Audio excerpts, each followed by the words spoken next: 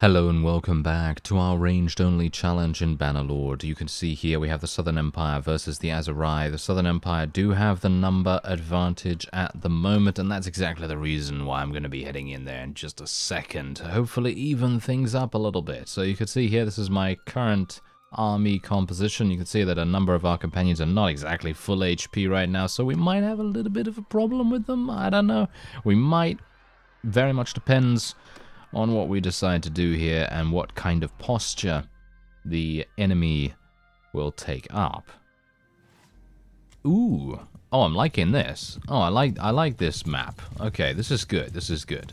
Usually, you know, these map sets and things, I think that the developers have done a good job in increasing the amount of variety that you see, and I think this is one that we've only gotten very, very scarcely. I think we've gotten this maybe once before, and at the time I was, well, very pleasantly surprised that we did get that, but it hasn't really cropped up that much, which in my opinion it should happen a lot more, where we can see these kinds of layouts. And I think that someone actually did give me a mod that actually adds in a bunch of extra variety to the maps, and I thank you very much for that. However, as I've said before, I'm kind of trying to keep mod use to a very, very bare minimum with this series so far, just purely for the fact that I don't want to have any kind of problem with save games becoming corrupted, or you know, just general compatibility problems, and generally that can happen at any time if you introduce an outside mod in the middle of a series. So that's generally the main reason. Otherwise, I might have been tempted to do something like that. Although obviously some mods are capable to be implemented very, very smoothly and fluidly. I just don't know whether I want to take that chance. That's the main thing. That is the main thing. That's it. That's the only thing I'm really concerned about, because I really don't want to cause any kind of problem with the save. Oh, nice. Yeah, in the neck. Thank you very much. Yeah, these guys are obviously the mounted units that we've done battle with before. They're not very good, as you can quite clearly tell. They are not very good at all. But in a critical mass situation where there's a number of them against a number of you, if you're on an even footing with them in terms of numbers, and you don't have any mounted units, yeah, they're probably going to do quite well against you in that case. But thankfully, we don't really have to worry about that, because we are quite obviously having a pretty significant advantage here, and our forces are heading up the hill into enemy reinforcement territory, which is probably not the best idea, but, you know, can't really stop them. If they want to do that, then that is their prerogative. And we've got to be a little bit careful here as well, because we have to remember that the enemy has 480, which is almost 500 units. You know, you've got to remember that kind of thing. It's like a sale, you know, it's like a Steam sale or something like that, when the game is literally like, I don't know, 75% off, and you see it at $4.99 or something, and you think to yourself, whoa, that's actually pretty cheap. You know, but you've still got to remember, it's still 5, you know? It's still 5. It's just that little mental trick that stores tend to use. But obviously, everyone uses that, so everyone's kind of used to it now. But still, it kind of tricks your mind into thinking, hey, you know what? It's actually a lot less than it actually is. And it's the same thing with, you know, checking out army compositions and how many numbers the enemy actually has. Because you think to yourself, oh, this guy only has 480, but it's actually almost 500. That's quite a lot. So I might not have been, you know, persuaded to head in here if it wasn't 480 in comparison to, you know, 510 or something. You know, it's kind of a bit of a weird little, I don't know, weird little bit of mental gymnastics that you might have to do there. But yeah, thankfully, oh, I really wanted to murder that guy. Come on now. Get him. Get him. Yeah, there we go. That was a nice interruption there as well. That was really, really good, because I think that he probably would have taken me down with that thrust of his lance right there. He was prepared. He had every single right to murder us in that situation, but thankfully we were able to avoid his attack this time around. Okay, I've got to be a little bit careful here as well, because This is a bit of a weird situation to be in because the enemy, they're kind of scattered all over the place, and you don't really want to have them, you know, get behind your lines and then all of a sudden, oh, look at that, you have a wide variety of cavalry behind your archers and they're assaulting them in every single way, and it's just absolutely awful. So hopefully that is not going to happen as we go forward in this fight. Oh, nice headshot. Oh, yes. That is what I'm talking about. Very, very good. Have you noticed as well, by the way, that I have completely stopped using shift? It's a bit weird, right? I've completely stopped using shift for this ranged only challenge. You would have expected me to use shift even more than I would normally. But now, here's the thing. For those of you that may not remember or don't know, shift gives you a bit of a small zoom in function. However, the problem with shift is that when you hold it down, your crosshair goes into a much wider formation than you would be looking at if you didn't press shift. And it makes a huge difference to your accuracy, at least in my opinion. So unless you're dealing with extreme ranges, and I'm talking about maybe in a siege, or maybe like right now, for example, like I could technically zoom in, see where the arrow is going, you know, the travel path, the projectile path of the arrow, then yeah, that would probably make a little bit of difference. However, for accuracy's sake, I've actually just completely stopped using shift. Because that's the funny thing. I feel like I've become much more accurate since I've stopped using it, because it literally just allows me to exactly know where the arrow is going to go. Almost know, at least. Especially if I'm stationary or I'm firing at a big amount of units in the same area, then I'm going to know exactly where the arrow is going, or a very minimal variance of that. And I think that really helps to be able to hit much more often than if you were to hold shift. Because if you hold shift, like let's say I want to hit that guy over there, right? So look at this. Holding shift, I'm obviously not moving at the moment, so obviously this accuracy is really quite good at the moment. But if I were to start moving, you can see there. You see that? And that's quite a lot.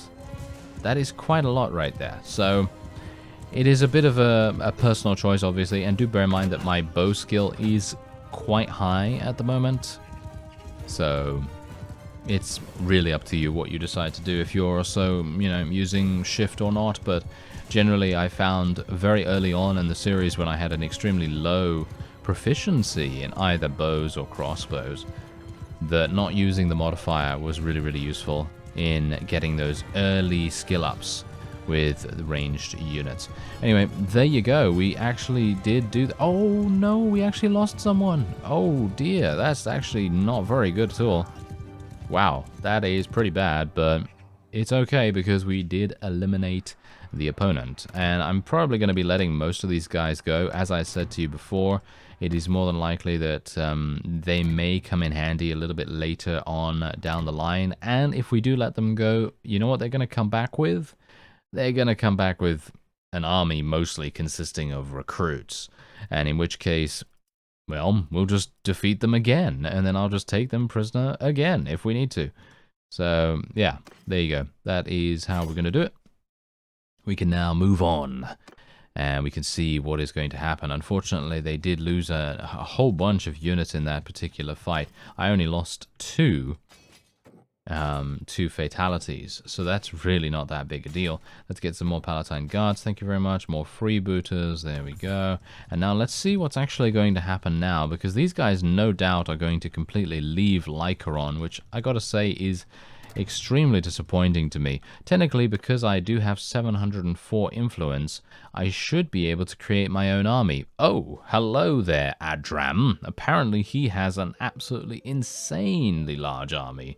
And what is he actually even doing with it? That's the thing, he's traveling to Musum. I have no idea where that is. Where is that? Is he literally using that army to raid a village? No, there he is. He's all the way down there. Right. Oh, he's just recruiting. Okay, I understand. Very good. Okay, so what about Hafisa? Hafisa, Can you come over here, maybe? And, maybe try and take Lycaron with me? Because I think we could probably do it. Roger has escaped from my party now. Well, that's kind of annoying as well. Anyway, let's just take a quick look. See if there are any people actually free. No. There are no vassals free whatsoever, so I will not be able to create my own army. And Adram has just died of old age. Well, that's also fantastic. That's a wonderful eventuality, isn't it? Oh, yes. Oh, well, never mind. We do have death on for a reason because of that dynamicism, and I personally enjoy it quite a bit. Except when our companions die after one battle, but still, you know, those kinds of things are bound to happen sometimes. Not all the time, but yes, we tend to have it happen all the time, don't we? Anyway, let's see if I can maybe track this guy down a little bit. He's moving relatively fast, but thankfully I'm going to be helping this this caravan right here. Andros, you will be defeated, sir. Oh yes, you will be defeated. Let's move on. We literally have no infantry right now, so we are now starting to get to a point where most of my units are basically all archers, which I very much like, because that's something that I very much wanted to accomplish in this series. We have had an army previously that was, well, mostly all archers, but unfortunately I wasn't able to really keep that up for a lengthy period of time because, well, enemies are just generally kind of difficult, and they are going to do a lot of damage. No matter what kind of army composition you have, you're just going to end up losing units no matter what, pretty much. So that's obviously a bit of a problem. But, you know, I'm pretty happy with how things are going right here. We should probably move our archers a little bit closer. Let's just run into a couple of people here as well, make sure that they get a little staggered. And bear in mind that obviously now that we have the final perk in the riding skill tree, I do have the ability to now charge into enemies and hopefully have my horse deal some damage. Now, I'm going to try that against some of these archers. So let me actually just see. 9, really? Okay. I'm not convinced, really. You know, I'm seeing the results for myself right here, and to be honest, I think that that is an absolutely useless perk. No offense, but we literally have just gained 7 charge damage, and I'm doing about the same as what I was doing before. And I think I'm pretty much charging at the fastest speed that I could, because I was traveling like this, right? That's pretty fast. I mean, I wouldn't say it's the fastest I could possibly go, because I could possibly get a better horse. I think I'm not having the best horse possible right now. But still, I feel like the charge damage is, well, pretty negligible, to be honest. Yeah, so we're just going to let that guy go once again. And then we're just going to move on. Don't really want to take too many prisoners because it's going to result in me moving way too slowly. There's Yoon of the Forest People. I wouldn't mind attacking him as well, but he might be a bit too fast. He's moving at 3.3 and 4.8. 4.7 now, actually. And Hafisa is still just running around doing random raiding. I personally don't know why they would be doing this. I think it is absolutely pointless. I mean, you know, do some Mythic Plus or something instead of doing some regular raiding, you know. Okay, well, anyway, point is, wait a minute.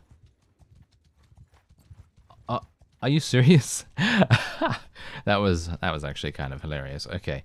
3.2. We're moving at 3.4, actually, when we are not in the forest at night. It's very, very very specific way that we have to attack these guys, apparently. Oh, Andros. Oh, hello there. Hello. Can you attack him? Okay, apparently not. Apparently. Oh, hello, Vasilia. Ooh. Okay, this might be... Oh, wait a minute. Lukon of the Northern Empire. Oh, okay, yes, I see. I see how it is now. You absolute imbeciles. Ah, yes, they are now starting to gang up on me. Well, that is to be expected, of course. No problem at all. I don't have a problem with that. That's fine. Let's see how they do, shall we? Let's see how they do. I have no idea what kind of units they have. I probably should have looked at that before heading in here. Okay, they have 25 recruits and 25 recruits. Okay, so we should be fine, but they do outnumber me quite a lot, as you can see. So, as I said before, it's, you know, it's 200 units. You know, even though it's 198, it's still 200 units. So we should be a little bit cautious here. Maybe I want to play this a bit more defensively, so getting over to the hill here would probably make the most sense. Let's just tell my one cavalry unit to go and skirmish. And, I mean, let's face it, I am not the best commander. I think someone actually said to me that I'm probably the worst commander that they've ever seen, and thank you. Wow.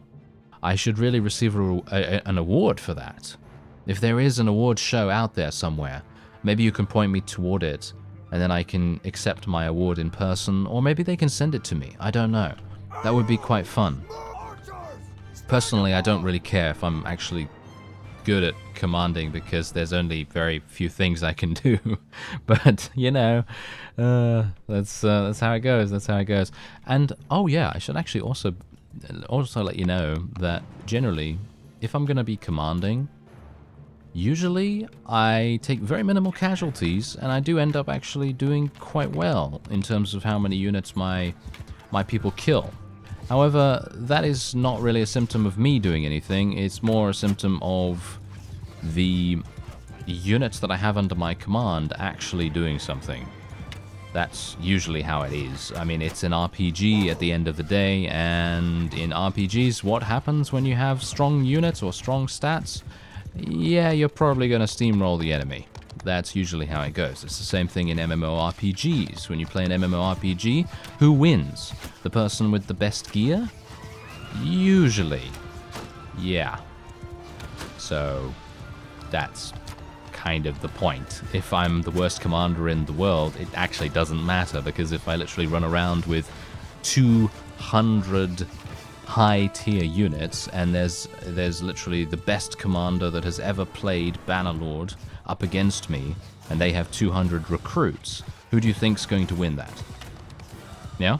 Who do you think's going to win that? I'm serious. I'm seriously asking, because I'm pretty sure, you know, me with my standard, like, you know, stand on the hill kind of thing and just shoot with random archers and so on, is probably going to achieve victory whether I want to or not, just because recruits have nothing.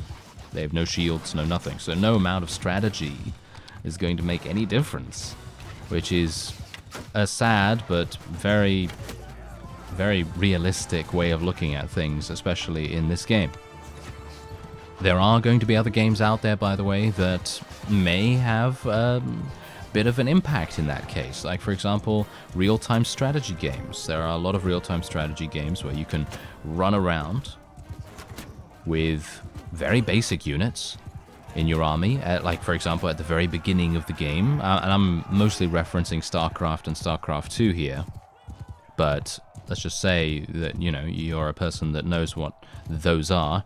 And generally, people have been known, and by people I'm talking about professional players here, I'm talking about very high-ranked players, they have been known to run in to the enemy base with just their workers and some very basic units and actually win. That could be considered a bit of a cheesy strategy, but it is a strategy nevertheless, and they have been shown to actually be somewhat, well, victorious with that every now and again.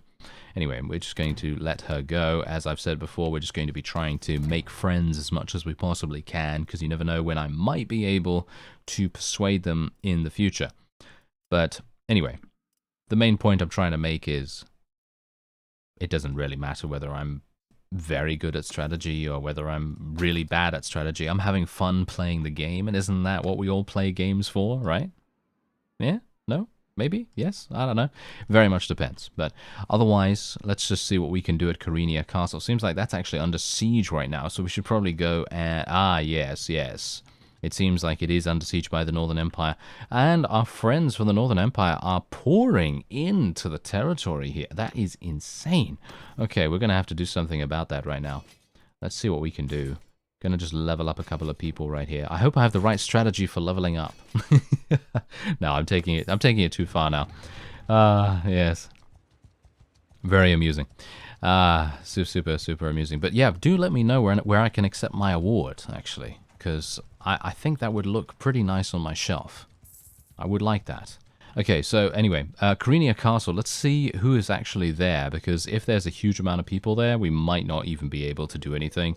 So, oh, no, they've actually already taken it. That was the Southern Empire? I'm very surprised about that, actually.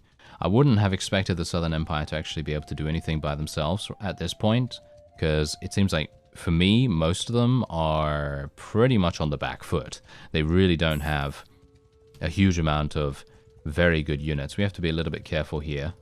Don't really want to get attacked right now, but okay. Apparently we are being attacked right now. This is something I wanted to avoid, and you can quite clearly tell why that is. Just look at these guys. They have a lot of units. They have almost, yeah, actually almost double our units. So this might be problematic. Thankfully, though, as my example earlier might prove, this guy has some pretty good units, but generally most of the others only have recruits, so we shouldn't have to worry too much. However, the battle advantage is going to make a difference. The battle advantage is going to cause us to have some problems. Now, what I'm going to do is I'm going to be a bit of a coward here, or if you want to take it another way, a bit of a smart commander. Either one, you know.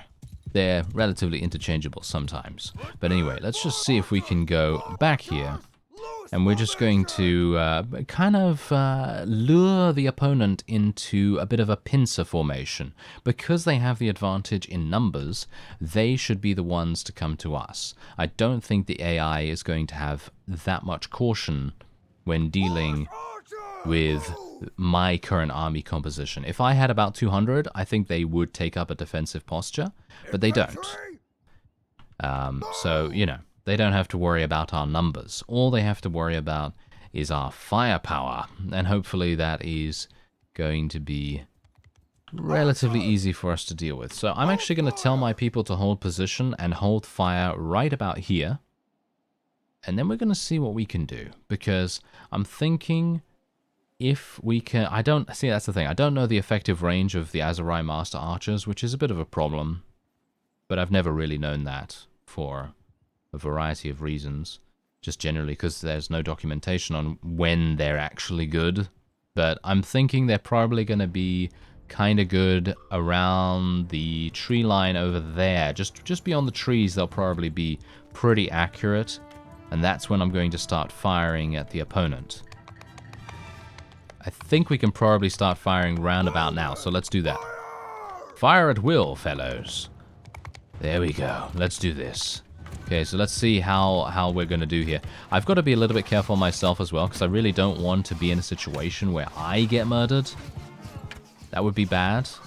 But the one thing that I want to do is I want to cause panic in the enemy ranks as much as possible. And that's it. That's all I really want to do. So the most that I can do is just do damage, get as many kills as possible, and that's it. And hopefully not get stopped by a tree.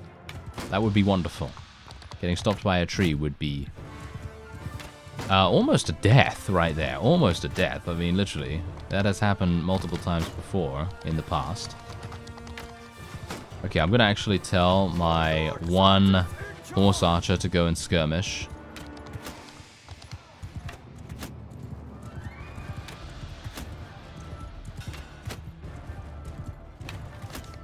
Yeah, these guys have shields. That is a big problem.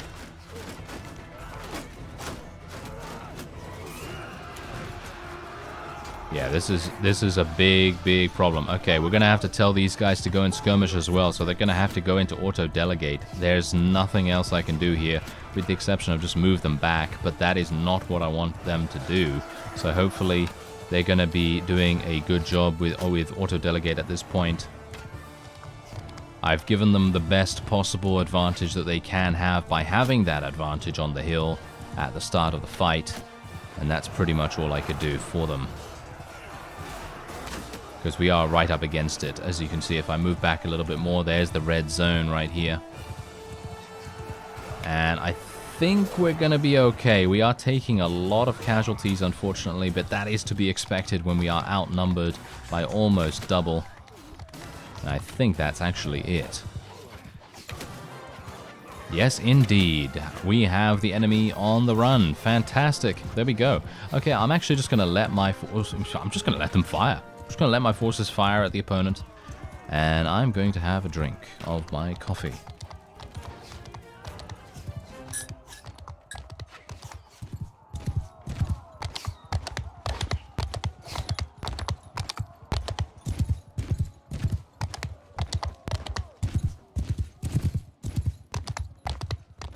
Ah, there we go. All right, so that is very, very nice, and we were able to achieve victory. I'm just going to try and kill this crossbowman right here. Might give me some decent experience. Nice. Oh, a nice headshot as well to finish it off. Very good. Okay, so look at that. We took 28 casualties. I am hopeful... All right. Okay, so about 50% of our master archers were lost. However... they did manage to kill 124 of the enemy's forces, which is exactly what we want them to do.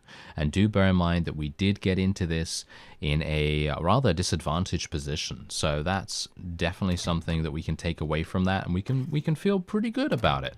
I feel like we can do, you know, some slightly more dangerous fights in the future. But I just need to be a little bit more careful about how we choose them, of course. So anyway, let's just take a couple more of these. And then we're going to just take all the loot, and then we can move on. And there we go. All right, that is looking pretty nice. Let's go for some more veterans here, some more Palatine guards, some more of these. There we are. Okay, fantastic. Okay, so I'm probably going to need to go... Oh, wow, they've taken Onira as well? Wow, that's a pretty significant loss for the Archery. And I'm not entirely sure what's even going on here. Is something going on? Oh! This is bad. Okay, yeah, this is really, really, really bad. Okay. Thankfully, I think the Khuzait might actually be at war against the Northern Empire as well. I'm not entirely sure, but it seemed like they had a bit of a delay when that Khuzait vassal came out of the woodwork right there.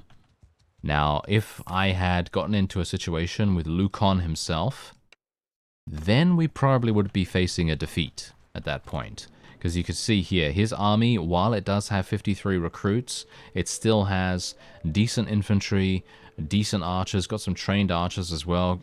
Does have a couple of high-tier units too, but nothing really that special, so we don't need to worry too much about him. But if we had gotten into a battle with him and the other guy at the same time, then that would have been really bad. Why is he chasing me so harshly, by the way? This guy's crazy. Yeah, we got a massive herd deficit as well, by the way. That's probably the reason why we're moving so slowly, because my troops are just not there, you know? My troops are just not utilizing the horses that we have, and also I have picked up a bunch of extra horses along the way, so that also could be contributing quite a significant amount to our speed bonus being so incredibly down in the dumps. So let me see. Wow, there's literally nothing here. Okay, I suppose what I'll do is I'll get rid of a couple of horses here. So desert horses, we can just get rid of a couple of these. Some of these things as well. My herd deficit is still incredibly high. I'm actually really surprised, to be honest, about that. War horses, we're going to keep the war horses as much as we possibly can. There we go. Okay, that herd deficit's looking much, much better now. So what we want to do is we want to take a look and see what's going on here. Okay, so Lukon is now running away. Let's see if we can actually get him into a battle with this 1600 army. No, it doesn't seem like that's going to be possible. He's just too fast for some reason. I don't know why he's that fast. Yeah, and this army doesn't even seem to be interested in even doing battle with that fellow. Okay, what about this? Ooh, this might be interesting. Oh yes. Oh, they left the army. Are you serious? Let's just do an auto resolve. Wow, that is actually hilarious.